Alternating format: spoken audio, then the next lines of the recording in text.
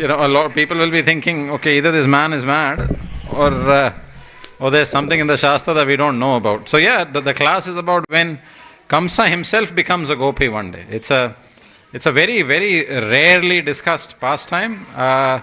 Very lucky to have access to the Vrindavan Research Institute through His Holiness Srila Indradumna Swami Maharaj, who's from where we've adapted this class from. So yeah, the class is about when Kamsa becomes a gopi. Okay, so everybody knows who Kamsa is. Everybody knows that he's arrogant, he's angry, he's always looking to kill his nephew Krishna because he fears that one day Krishna will kill him.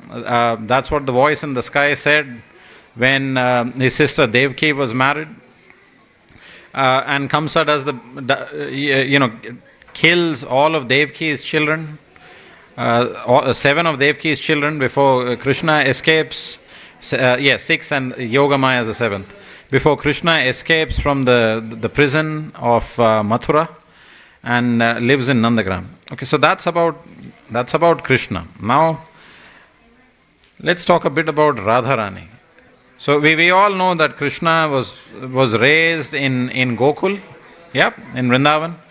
Anybody knows what is Radharani, Srimati Radharani's birthplace?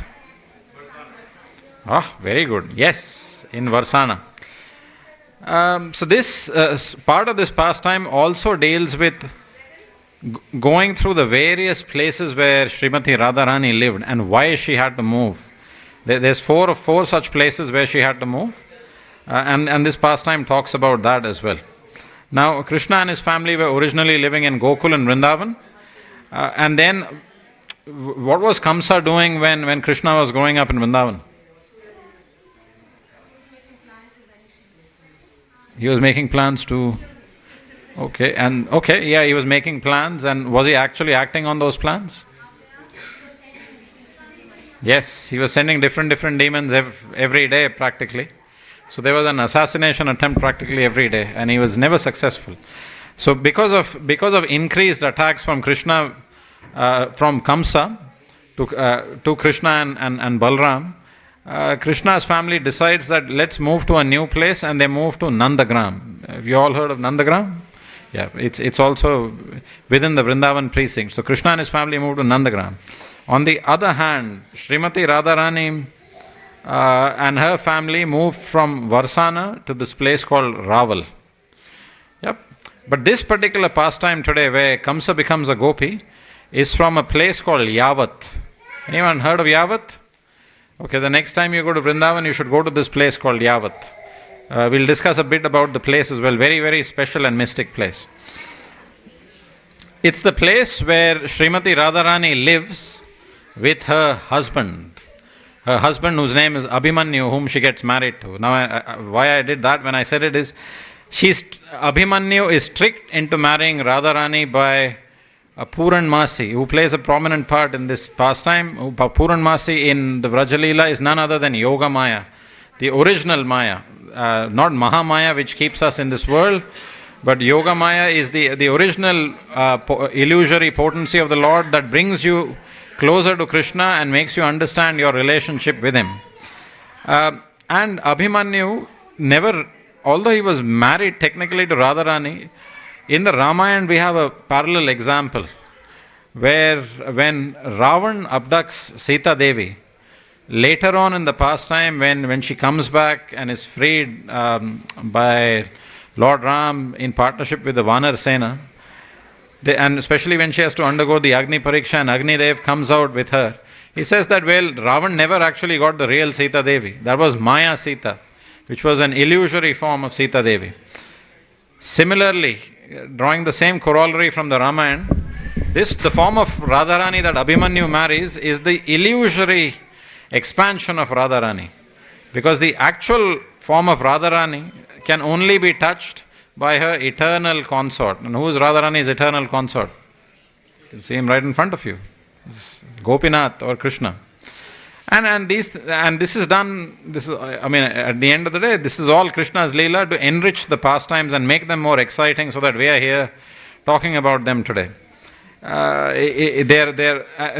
Radharani is married, so-called married to Abhimanyu, there it increases her anxiety to meet Krishna. And Abhimanyu, but everybody you see in these Leelas has their eternal relationship with Krishna, and they are great devotees because of which they actually get to play a part in this Leela. So, like even in the Mahabharata, who are the villains in the Mahabharata? Okay, name some of them. Duryodhan, yeah, Dushasan. Just like you have Kamsa, you have the uncle there.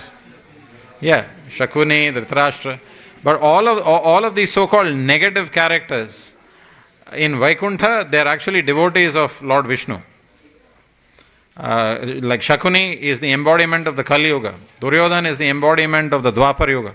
But they are actual devotees of Lord Vishnu in Vaikuntha. Because of which they also get to, even the villains are very special personalities who get to play these roles. So similarly, Abhimanyu, who's playing the role of the so-called husband of Radharani, is actually in Goloka Vrindavan, in Krishna Loka, he's Krishna's shadow. And Krishna's shadow also comes to take part in the Leela. And that is, in the Shastra, coming back to the character Abhimanyu in Krishna Leela, the Shastra talks about Abhimanyu as being a slightly dull-witted character who always counts his wealth in the form of the number of cows he has. Usually, very rarely comes out, is spending time with the cows in the barn. And while he's doing that, his mother's name is Jatila, who's the mother-in-law of Radharani, and she has a younger daughter called, anyone know? Yes, Kutila. And Jatila and Kutila are always busy in the household chores, and there are various other Vrajalila pastimes of how they always have this suspicion that Radharani is meeting Krishna outside, but they're never able to validate it, and every time they think that they're close to catching her, well, Krishna plays a transcendental trick and they never get to do that. But anyways, that's for another day. So this was one reason, because Radharani got married, that was one reason to move to Yavat. But there is a more interesting reason why she moved to Yavat, which is the topic of today's class. And again, drawing to the corollary to the Ramayana. In the Ramayana, the whole beginning of the Ramayana happens when all the Devatas go to Lord Vishnu and plead to him that there's this Asura called Ravan who has become too powerful. And we need to find a way to neutralize him, to get rid of him. That's how the Ramayana starts. And then, of course, there's the whole Leela of Sri Ram appearing in Ayodhya with his eternal associates, Lakshman, Bharat, Shatrughan, Hanuman, Sugriv, all the various devatas, their expansions take part in the Ramayana as well. The expansion of the wind god Vayu comes as who's Vayuputra? Hanumanji. Yep, and so on. And Surya comes as, the expansion of Surya comes as Sugriva and Jambuvan, and so on and so forth in the Ramayana. But then there is a particular pastime part in the Ramayana. But all of this is engineered by the Lord, by Krishna, to ultimately lead to a situation where Ravan can be killed. Similarly, there's a corollary to the Ramayana here as well. So, but then how in the Ramayana, what is the build up to Ravan being killed? Why does Ravan actually get killed? What does he do? No, but what does he actually do to start the war with Ram and the disagreement? Yes, he abducts Sita Devi, right?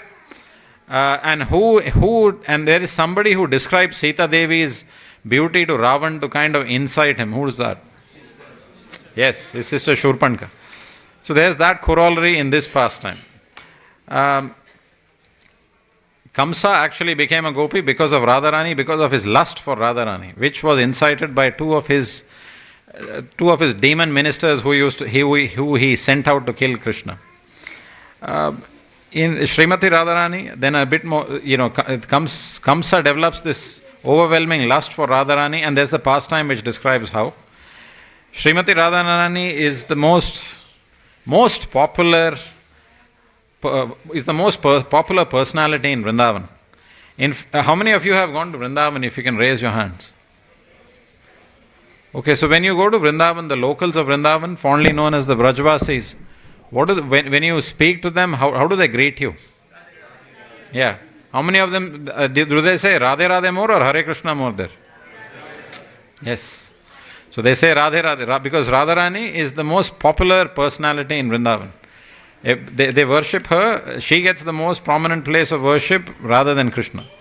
For the Gaudiya Vaishnavas, Janmashtami is probably the most important festival in Vrindavan, which is the most important festival. Radhashtami is the most important festival. And Srimati Radharani has, Srila Rupa Goswami in the Bhakti Rasamrit Sindhu or Nectar of Devotion describes her 25 transcendental qualities, which will be described by someone else to Kamsa as well. So everybody in Vrindavan wants to meet Radharani. Everybody in Vrindavan wants to hear about Radharani. And Kamsa heard of her and tried to kidnap her on 2 occasions. So we'll go through those 2 occasions as well. So that's the parallel, a little bit of the parallel between the Ramayana and this particular Leela. If in fact, if this was made into a movie, this whole pastime would be made into a movie. It would, by every time you watch a movie, watch a good movie, a well-directed movie with the actors acting well, does it leave an impression on you? Yeah, if you watch a horror movie, well, you probably won't sleep for a few nights. If you watch a real suspense thriller, it'll play at the back of your mind. People watch a lot of action movies, that keeps them on the thrill of their seats. Similarly, this movie, if you watch, whereas the Vaishnava movies, if these pastimes are turned into movies, they'll do what is called Cheto Darpana Marjan. They'll cleanse your heart, the dust within your heart. In fact, they'll probably, if you're watching it in a cinema, by the time you offer your popcorn in the cinema and have it, it'll probably purify the popcorn as well. So, anyways. So, who wants to know why Kamsa turned into a gopi? Everything so far was the build-up to that. Okay, this particular pastime. So, I said something. Kamsa tries to kidnap Radharani how many times? Okay, twice. The first time when Kamsa tries to kidnap Radharani is alluded to in the Srimad Bhagavatam, in the Krishna book as well, which is the summary study of Krishna's past, of the 10th canto of the Srimad Bhagavatam. Please get yourself a copy out there. So it's described in the Srimad Bhagavatam, but it is elaborately described in the Garga Samhita, and it's also, the first kidnapping is also elaborately described in Rupa Goswami's transcendently compiled book, which is called Lalita Madhava, in its 2nd chapter, text 95 to 122. It's also a very rarely heard pastime. So we know that every day Kamsa was sending one demon after the other to Vrindavan to kill Krishna. Came to a point where he almost ran out of demons. And he used to always think of Krishna 24 hours, and he used to have spies in Vrindavan, always spying on Krishna since Krishna was a baby boy. And then in the end, at this particular pastime, this particular part of the Krishna Leela, he has these 2 particular demon ministers. You may have heard about them. One demon, after killing him, Krishna gets this name Keshav. So you know what the name of that demon is? Keshi, yes. So Keshi. Now what is the form of, what form does Keshi assume when Krishna kills him? Yes, a horse. And then there's another demon, very famous demon. It's because of that demon that we have the darshan of Radha Kund and Sham Kund today. Anybody knows? He assumes the form of a bull and Krishna kills him. Yes, Aristasur. So Keshi and Aristasur, two demons. It's not like, one was a horse and one was a bull. They assumed these forms because of the various black arts that they indulged in. They were pretty good-looking people, good-looking ministers, and they could take on these different forms. So they took on the forms of Brajvasis and went and spied on Krishna in Vrindavan. And every day, Krishna used to meet Radharani in the spot where Radhakund was eventually formed at noon, when Jatila and Kutila were absorbed in the household chores. Radharani used to come out and meet Krishna. In fact, actually, this part of the pastime, Radharani was still unmarried and used to meet Krishna there. Now, Keshi and Aristasur are spying on Krishna, so they are spying who he is meeting, who he is talking to, who he is very friendly with. And while Aristasur was had his gaze on Krishna. Keshi had his gaze on Srimati Radharani, and he just became overwhelmed looking at Srimati Radharani's beauty. In the Shastras, it is described that in comparison to the Apsaras of the Swargalok, of the heavenly planets, nobody is really pretty much handsome or beautiful in this material world.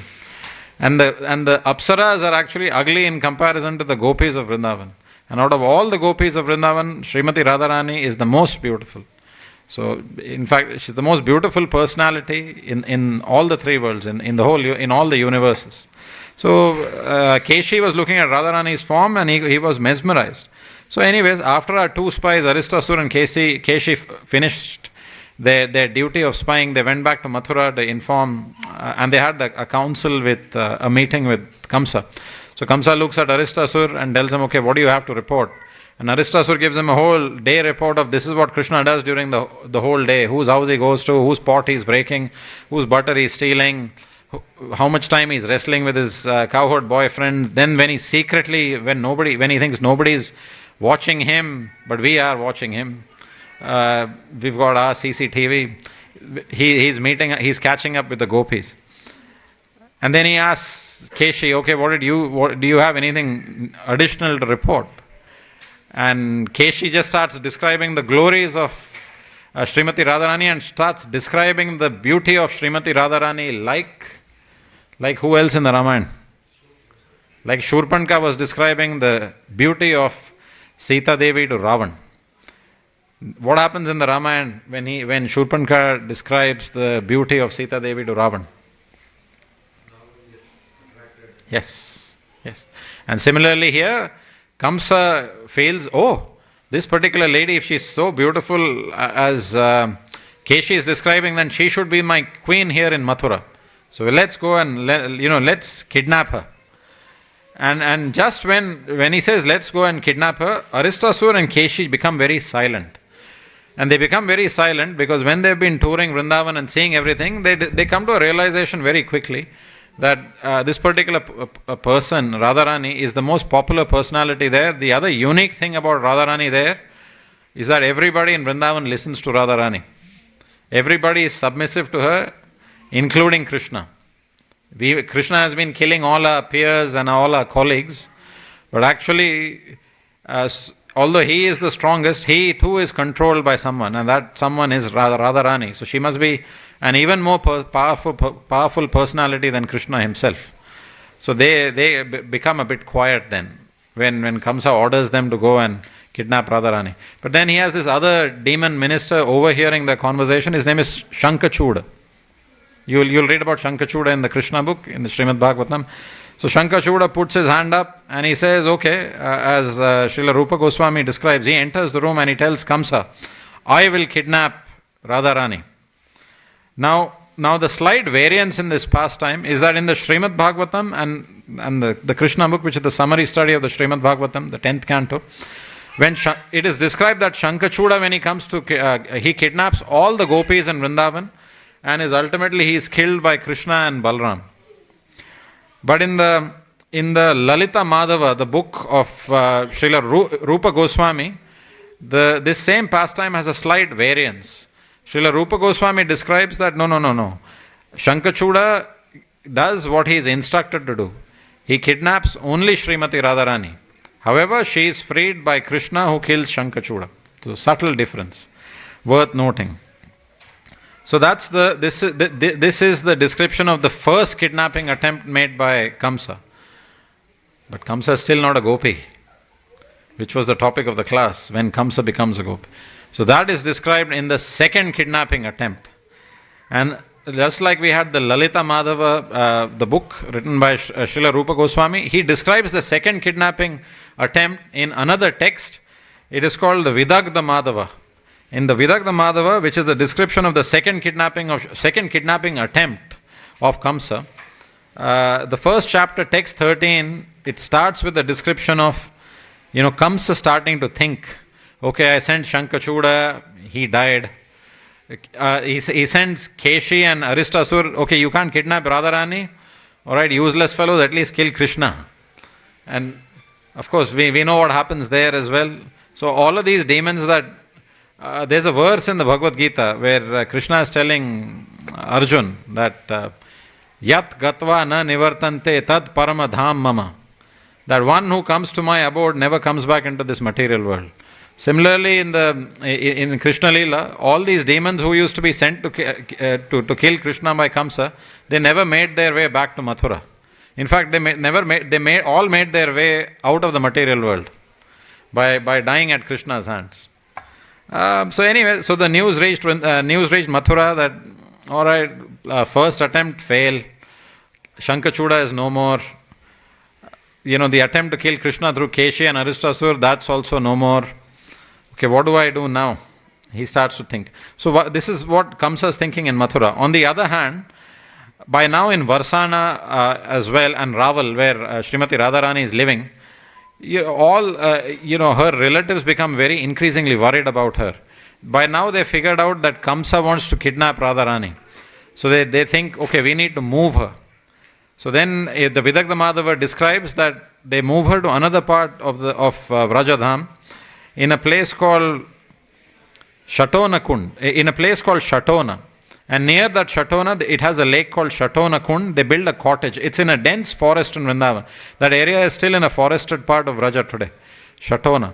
And there's a lake called Shatona Kund, and there they build a small cottage for Radharani.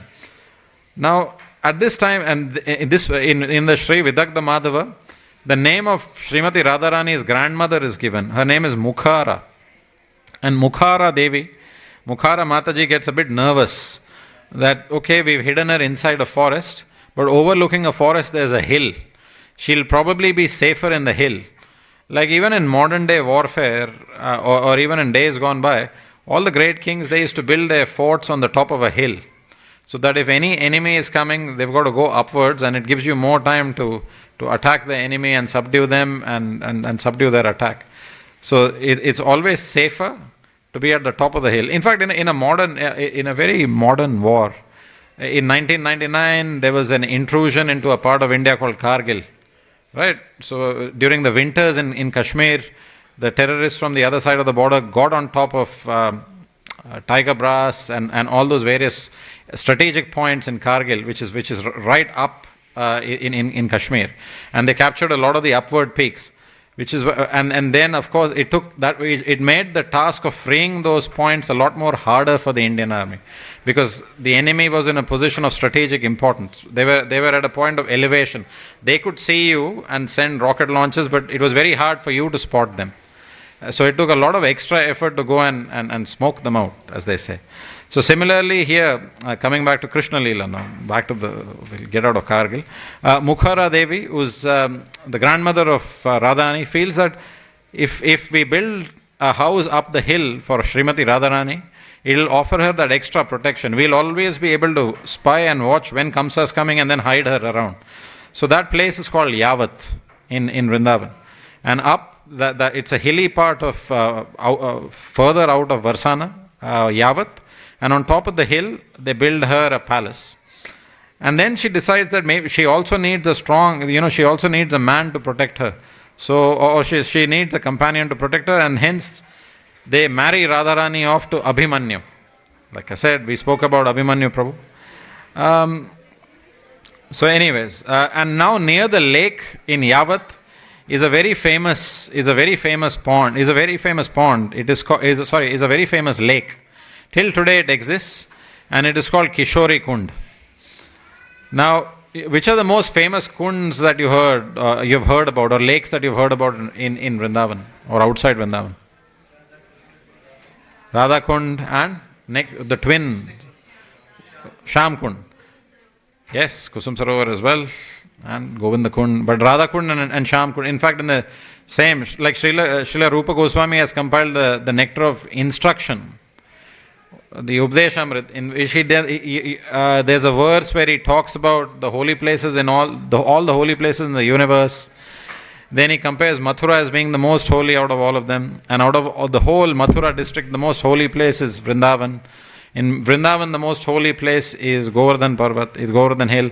In all the areas around Govardhan Hill, ultimately he comes to a conclusion that Radha Kund is like the spiritual fulcrum of the universe. The holiest of all the holy places. All the holy places reside in Radhakund. In fact, even in the pastime where Radhakund is formed, all the holy rivers with their folded hands, they tell Radharani that, we eternally reside here. And having a bath in Radhakund is having a bath in all the holy rivers, all the places of pilgrimage put together. It is said in the scriptures that one who takes bath in Radhakund experiences the same love, if it is done in a mood of devotion, as Radharani has for Krishna. Conversely, if you take bath in Shamakund, one develops the same transcendental feelings that Krishna has for Radharani. That is the importance of those two kunds. But now coming back to the Vidagdha Madhava. So Kamsa moves to Vrindavan. Kamsa decides that enough of sending all these sidekicks who get killed and are of no use to me. I need to lead by example. So he tells all his near and dear well-wishers in Mathura that I'm just going for a survey of my kingdom. But deep inside in his heart, he's like, I'm going to Vrindavan. I'm going to this place, Yavat, that my spies have told me to kidnap Radharani and bring her back to Mathura as my queen. To bring her to Mathura as my queen. Now, Rupa Goswami describes Kamsa that he has a strength of 10,000 elephants. He's bedecked with all these jewels and ornaments, just like any king would be, has a very beautiful crown on his head. He also has very, very handsome features. Despite all of this, he is still an asura. Like the old saying goes, clothes don't maketh the man. So, similarly, now the other very interesting description given of Kamsa's entry into Vrindavan is that when Kamsa enters Vrindavan, all the holy lakes or the kunds, they shrink in size out of Kamsa's fear. The birds stop singing. All the fragrant breezes associated with Vrindavan, they retreat unto themselves. And all the lotus flowers close. Now, if you read the Krishna book, this is the exact opposite of when Krishna comes back to Dwarka at the end of the war, the Mahabharata war. It's also when Krishna enters Vrindavan, all the fragrant breezes return, all the birds start singing, and all the lotus flowers open. So it's the exact opposite. In fact, there's one particular Leela, without getting distracted, the Brahma Vimohan Leela, where Lord Brahma kidnaps all the cows and calves of Vrindavan. But Krishna, he expands all these cows and calves, and then a description is given that the cows and calves are so happy now in Vrindavan that they start giving extra milk. But it's the exact opposite when personalities like Kamsa arrive. So Kamsa, when he's roaming around Vrindavan and he's coming towards Yavat, and he's very close to Kishori, he's near Kishori Kund. So a very famous place in Yavat. If you're in Vrindavan next time, please make it a point to visit. So he thinks to himself, I'm feeling very thirsty, let me get a drink, let me get something to drink. And he sees that lake in Kishori Kund. Now, as soon as his lips touch the water of that lake, something very unique happens. As soon as his lips touch the water of Kishori Kund, he looks at his reflection in the lake and he notices that his whole form has changed. He looks at his hand, it's become very delicate. Instead of having the kingly ornaments, he's got these simple Gopi ornaments on him. He's actually got nail polish, he's got dimples on his face, he's got a bindi on his forehead. And he's actually, when he looks at himself, he's wearing a gopi skirt with a dupatta. He actually looks like a cowherd girl. He looks like a cowherd milkmaid, as Prabhupada would say. He looks like a gopi himself. And he just looks at himself in shock, and that he's got mascara, he's got lipstick, he's got nail polish and all of that. And in his head, he's like, he's this powerful Kshatriya, and what has happened to him? And he just shocks and he's shaking in fear and he's saying, I've become a gopi, oh no. And then he sees, and then he notices in Kishori Kund, it's a lake where no men are allowed. Only the gopis come there to take bath. So when Radharani moves to Yavat, all the principal gopis also get married and move into 8 villages near Yavat. They're never separated from Radharani. So then he sees them. And prominent among all the gopis. So there are 108 prominent gopis in Krishna Leela. Besides after Radharani, who are the other two prominent gopis? Yes, Lalita and Vishakha. So he sees Lalita Devi and Vishakha Devi, and he says, and he's just like shaking out of fear, and he says, help. But again, Rupa Goswami also draws a corollary here between how a materialist thinks and how a devotee thinks. So there's this another very famous pastime where Lord Shiva once wanted to be a gopi to understand the pastimes of Krishna. And he enters into the Ras dance dressed as a gopi. He wants to be a gopi. Which is why if you enter Vrindavan, the protector of Vrindavan Dham is Lord Shiva. And the name of that deity, very prominent deity, is Gopeshwar Mahadev.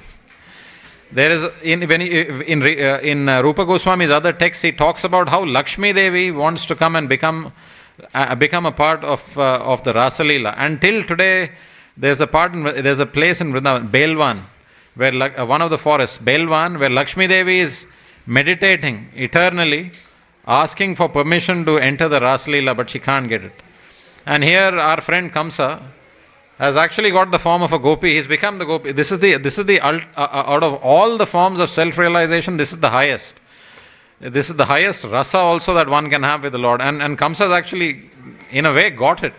And what does he want to do? He doesn't want anything to do with it. It's similar, even if you go in the outside world today, how many of you feel that after taking Krishna consciousness, it's added a new dimension to your life? It's made you understand what the goal of life is. Okay, pretty much all of you. It's good to know. Where it's the exact opposite in the materialist, in the material world. In the material world, I mean, we've got some devotees here who are book distributors. Try selling a book to a hardcore materialist. You have to actually, sometimes for their own sake, try to trick them into taking the book. They don't want to have anything to do with the book. They don't want to have anything to do with the temple. They don't want to have anything to do with the Harinam. When the Harinam party goes out, they trouble them. In fact, when Srila Prabhupada started this movement, there were quite a few cities in the world, even today, where devotees were harassed, tortured, killed. Such is the nature of this world. In fact, the Srimad Bhagavatam describes it. It's like the worm crawling out of the stool, wanting to go back there, which is essentially our position. We see wars around us. In the Mahabharata, Yudhishthir Maharaj says to Yamraj asks Yudhishthir Maharaj that what is the most amazing thing in this world? And Yudhishthir Maharaj answers that Dinam Dinam Gacchayanti Yamalayam. He says that every day, if a person observes around him or her, he'll see that sometimes people that are known to you, sometimes people who are friends, sometimes people who may be inimical, or sometimes people you don't know about, you hear that one by one, everyone one by one is dying and leaving this world. Yet a person lives their life thinking that they are never going to die, or plans their life that they are never going to die. Till the last day we want to suck the last remaining portion of enjoyment that we can in this world. And that's the mood of a materialist as described by Srila Rupa Goswami. So Kamsa pretty much epitomizes that in this Leela. So anyways, coming back, he looks at, he pleads to Lalita and Vishakha Devi that, please, let me go. Let me go. I want, I'm this Kshatriya, I'm Kamsa, I came here and I've turned into this gopi. How do I become myself again?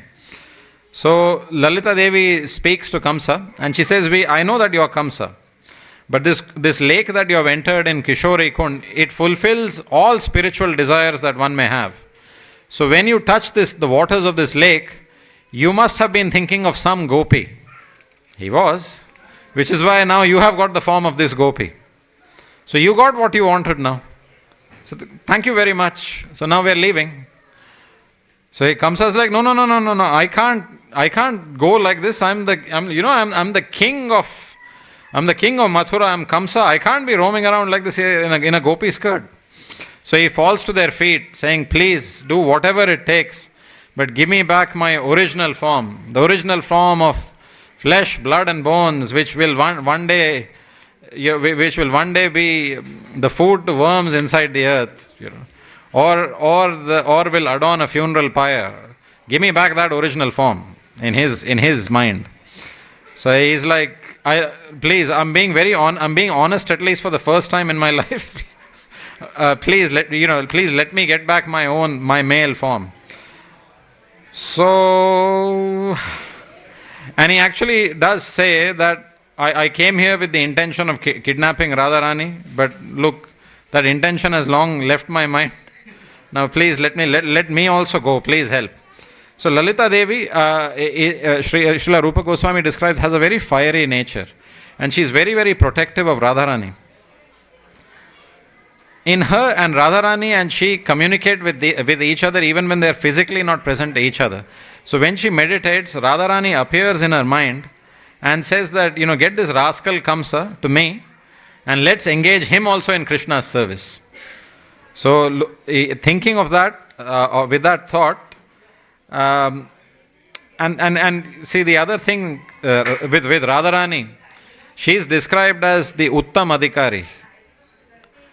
The Uttam Adhikari means they, even if someone is not a devotee, even if someone is inimical towards the devotees, she is so merciful, she finds some good quality even within that kind of an individual, with that kind of a person as well, and tries to help them get closer to Krishna. There cannot be anyone who wanted to get further from Krishna than Kamsa. But she's thinking of even Kamsa's benefit. That is the mood of Srimati Radharani. In fact, if you come to this temple in the morning, just after Mangalarti, when the devotees are chanting, you'll see them chanting something along the lines of Hare Krishna, Krishna Krishna, Hare Hare, Hare Ram, Ram Ram, Hare Hare. Can you all say it once? Hare Krishna, Hare Krishna, Hare Ram. Okay, just so that I wasn't bluffing, that's how you chant. But when you go to the Brajvasis, when you hear them chanting the Maha Mantra, the way they chant is Hare Krishna, Krishna Krishna, Hare Hare, Hare Ram, Ram Ram, Hare Hare. What was different? So Hare is the internal potency of Sri Krishna, his Ladini Shakti, which is none other than Srimati Radharani. And who's the most important personality in Vrindavan? So they emphasize more on the Hare than the Krishna. The Hare is more important than the Krishna or the Rama for the Brajvasis. So that is Radharani's move, and that is because of Radharani's transcendental qualities. So Lalita Devi, although she has this very fiery nature, she checks her anger, and she tells Kamsa that, look, I can't help you. However, if you invoke the mercy of Srimati Radharani, who is the princess of this village, then anything is possible. Because she is the tender-hearted counterpart of Sri Krishna, it is described. She is his Haladini Shakti. She can be hard as a thunderbolt and soft as a rose.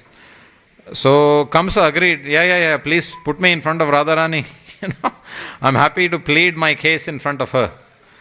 So Lalita Devi says, okay, follow me. But before, to reach Radharani also, you need to do some service. So we are here in front of a lake. So we all take a pitcher of water for Radharani so that she can take bath in it. Okay, come on your toes, here's the pitcher. Take some water from this Kishori Kund. So much for you being a king. Put it on top of your head and start and take it to Radharani's palace like an obedient Gopi. So Kamsa does what he's told. The king of Mathura, the ultimate assassin planner. He has a pitch and jug of Kishori Kund water on the top of his head, and he's accompanying the gopis to see Radharani. And Prabodhananda Saraswati Thakur, who's a very prominent Vaishnav scholar, when he has his own commentary on this particular part of the pastime, where he compares this, to get closer to Srimati Radharani and Krishna. To get Krishna's mercy, you need to get Srimati Radharani's mercy. And you can get that by preaching Krishna consciousness, by doing some form of devotional service. And especially in this Kali Yuga, how do Radharani and Krishna themselves combined together come as who? Yep, as Gauranga, as Chaitanya Mahaprabhu. So if you want to get the, Srimati Radharani and Krishna's mercy in the Kali Yuga, you need to get the mercy of Sri Chaitanya Mahaprabhu. To get the mercy of Sri Chaitanya Mahaprabhu, who do you approach? Nityanand Mahaprabhu. So that's the method. So it's much more easier in the Kali Yuga. Much easier than going into a lake, trying to become a gopi and trying to get the darshan of Srimati Radharani.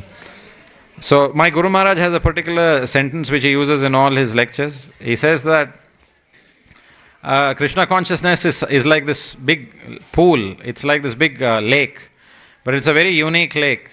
If you dive into the ocean of Krishna Samkirtan, usually when a diver dives into the ocean or dives into a swimming pool, he or she comes up the other side, right? So it is said that when a devotee dives into the ocean of Krishna's Sankirtan, you come up in Goloka Vrindavan. That's the mystic process of Krishna consciousness. Anyways, coming back to our pastime. So Lalita Devi asked, okay, so can you take that pitcher of water on your head and march towards Srimati Radharani's palace? He's saying, I'll do anything you want. Okay, so Lalita Devi says, good, you're being a good gopi. Kamsa, you're being a good gopi.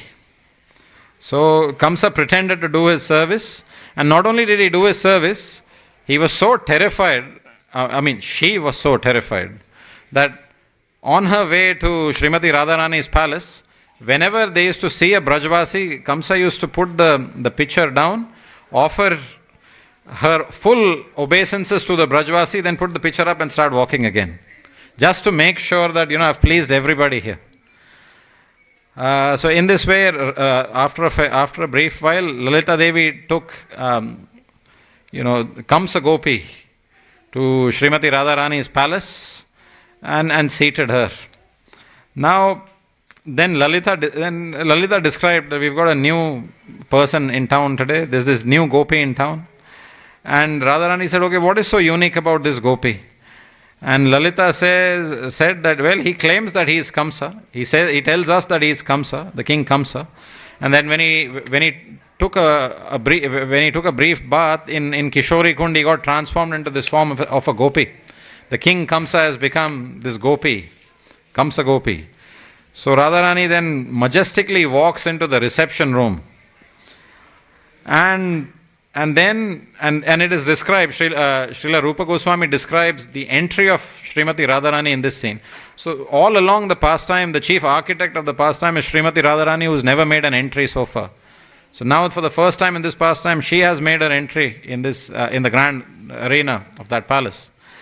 And when she walks in, Srila Rupa Goswami says, it is as if out of all the seasons that we have in the world, which season is called Rituraj, or the king of all seasons? Spring.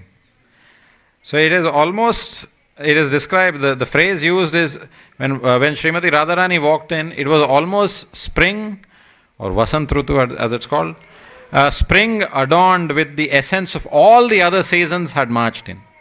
So all the seasons made their way into the spring season, which was the king of all seasons. It was almost like all the seasons made their way into that grand assembly in the form of Srimati Radharani. So Vrindavaneshwari Srimati Radharani ki. Okay. And now Kamsa remembered when Keshi was describing the 25 transcendental qualities of Srimati Radharani, when Keshi does that, and although he's a demon, he's describing Srimati Radharani's beauty and her 25 transcendental qualities, his body starts shaking, he has tears in his eyes as if he's a devotee, Bhakta Keshi. And he says, now I can understand why Keshi developed those symptoms, because actually there is nobody who is as beautiful as Srimati Radharani in all the universes put together. So anyways, Radharani says, looks at Kamsa and says, okay, oh Gopi, my friend, tell me what brings you here. What's your story? As they say. So Kamsa says, oh Radharani, look, I have heard about your unlimited mystic prowess, and I have actually come to take shelter of you. What did he actually originally come for? Kidnapping. Yeah, but now he's saying, no, forget the kidnapping, I have actually come to take shelter of you. Now, I am Kamsa, the ruler of the land, but after taking bath in the waters of this lake, Kishori Kund, I have assumed this form of a gopi. Now, not for anybody else, but for the welfare of all the praja, the citizens. And what is Kamsa famous for doing to his citizens? Yeah. She's saying, for the welfare of all the citizens, at least you have to get me back to my original form. Well, okay.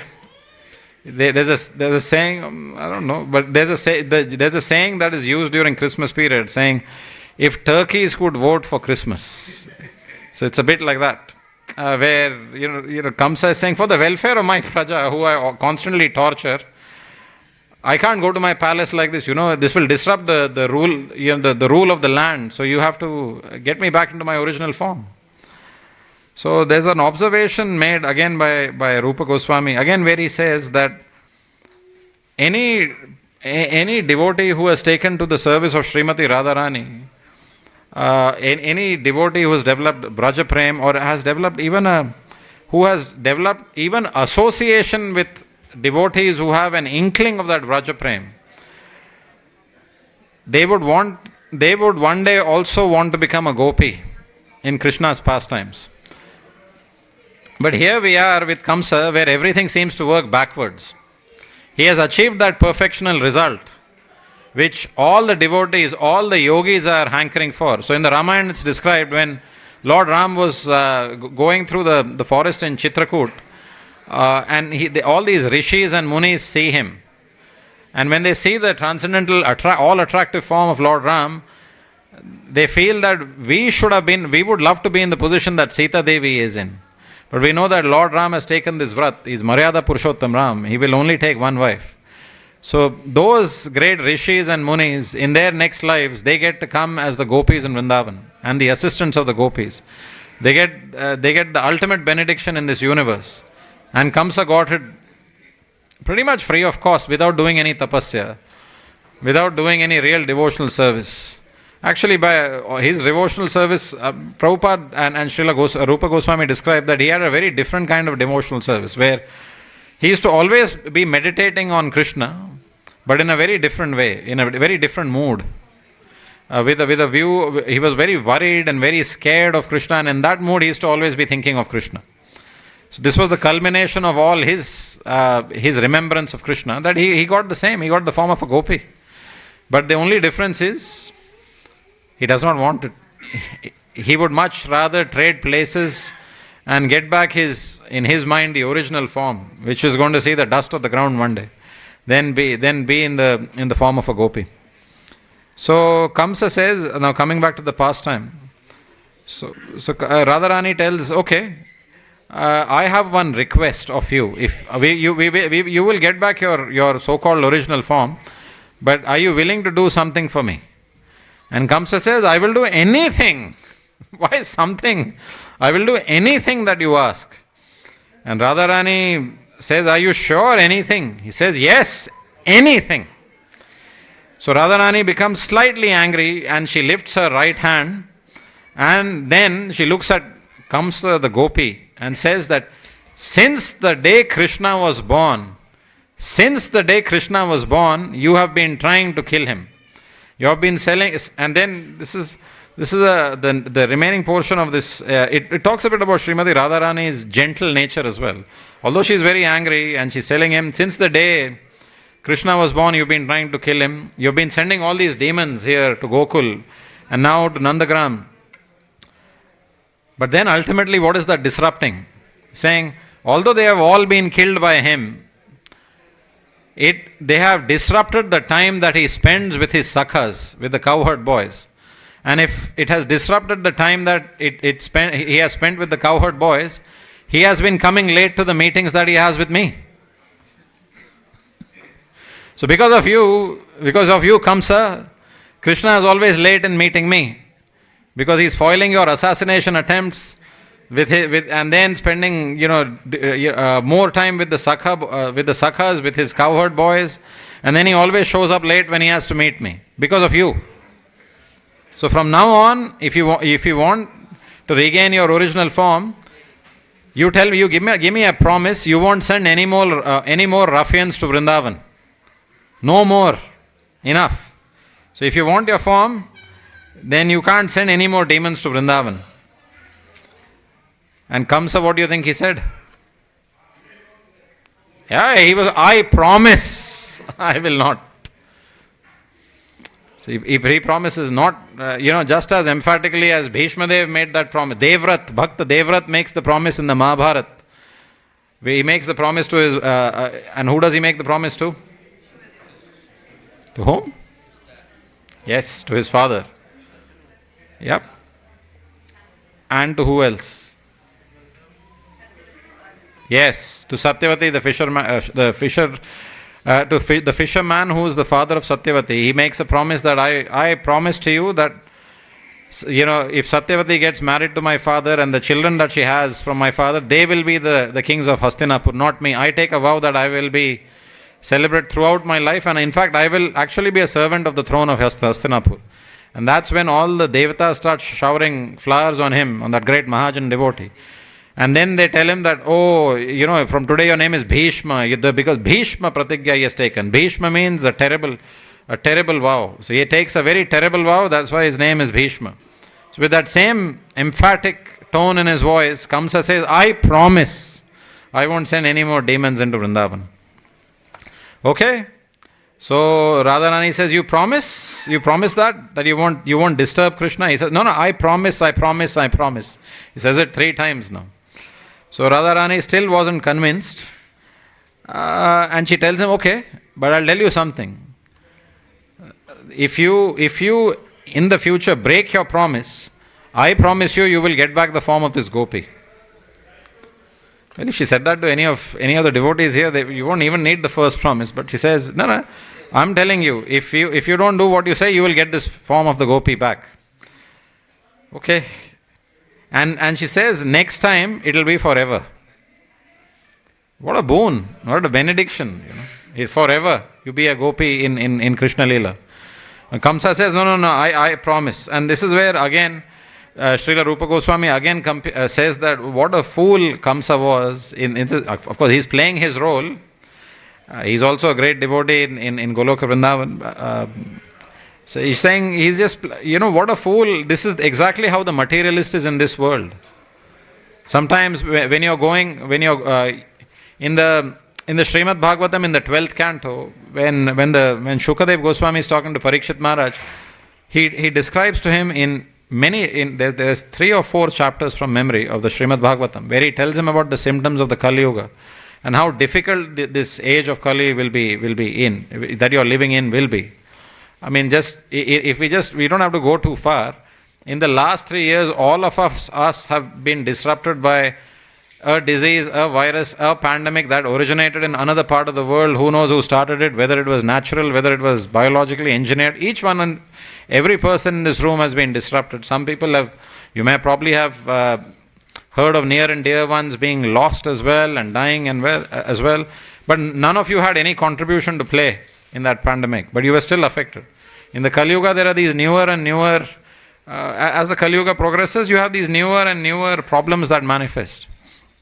And Shukadeva Goswami tells Parikshit Maharaj, Kalau dosha nidhe rajan asti eko maha gunaha krishnanadeva kirtanadeva krishnasya mukta sangaha param vrajet.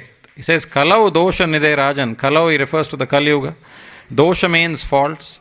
Rajan is king. Nidhe Rajan means that the Kali Yuga is an ocean of faults, O king. It is an ocean of faults. The devotees in the Hare Krishna movement here, I'll tell you how complicated the Kali Yuga gets. Every time you go to Coles and Woolworths and you decide that I'm going to buy a loaf of bread, all the devotees here are checking the loaf of bread and reading the ingredients. Which one doesn't have the animal emulsifier? Which one is plant-based? Oh, even to choose a loaf of bread, you have to do a fair bit of research in the Kali Yuga. Forget everything else that you have to do in your daily life. So here, Shukadev Goswami is telling Parikshit Maharaj, this will come in the Kali Yuga. But he says, but however, there is one great quality in the Kali Yuga. Kirtana Deva Krishnasya, by the Kirtan of Krishna, by singing the glories of Sri Krishna, Mukta Sangaha Param Vrajet. All the negative qualities of Kali Yuga, they will not touch you. You can be away from them. So similarly here, all the ultimate, the most transcendental form and qualities of the spiritual world can be present and given to Kamsa, yet he wants to reject them in place of taking his temporary body. Okay, So, anyways, so Radharani says, okay, now that you made this promise and you sound reasonably sincere, she tells him, okay, if you want back your form, go with Lalita Devi and Vishakha Devi. We don't trust you much, so they'll observe you. And she says, you have to go back to Kishori Kund, where you came back from. You have to take another bath. Now, but it is reverse engineering here. She says, you go back to the southern bank of Kishori Kund with Lalita Devi as your witness. And you have to take a vow looking at the sun. Once you drink the water of this lake, you will be a gopi no more. As you wish, you will become a king. And while Radharani is saying this, and Srila Rupa Goswami describes this. This is probably the biggest takeaway in today's class. So Radharani, while she is saying this to Kamsa, she is thinking that in the Kali Yuga, others will want to achieve this Gopi Bhava by dressing and imitating as gopis. And you actually find a fair bit of this. Yeah. So she says that in the Kali Yuga, others will want to achieve this Gopi Bhava by dressing and imitating as gopis. But they will not be able to do so. In the Kali Yuga, one can only achieve prema, not by taking a bath in Kishori Kund. So I'm sorry if people, I've led, I've actually, well, no pun intended, but if I've, put water on your expectations from the lake of Kishori Kund. So don't expect that you jump into Kishori Kund and you'll have a form of a gopi. It won't happen. Because Radharani says that in the Kali Yuga, one will only be able to achieve the prema, this prema bhav of a gopi or gopi bhav, through the mercy of Lord Chaitanya.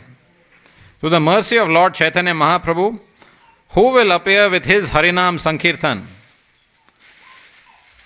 And she says, Nastaiva, Nastaiva, Nastaiva. There will be no other way, no other way, no other way. So here Srimati Radharani herself is stamping the authority of Chaitanya Mahaprabhu and the Hare Krishna movement. In which manuscript did we get this? I'm just checking who's awake. Which text of Rupa Goswami did we get this pastime from? The Vidagdha Madhava. Okay. So, and then there's this commentary given that we must develop that feeling or bhava in our chanting. How do you get the mercy of Sri Chaitanya Mahaprabhu? How can you all get the mercy of Chaitanya Mahaprabhu? You must develop that chanting or appetite. And one day you will develop this love. To develop this love, please make sure you chant your 16 rounds. Fulfill the orders of your Guru. And in this way, one day you will also achieve this Gopi Bhav, which Kamsa did for a fleeting moment before he went back to his normal self and went back to Mathura. So that's the story of how Kamsa became a Gopi and did not become a Gopi after that. So Shri Shri Vrindavaneshwari Srimati Radharani ki, Goswami ki, Srila Prabhupada ki, Shri Shri Radha Gopinath ki.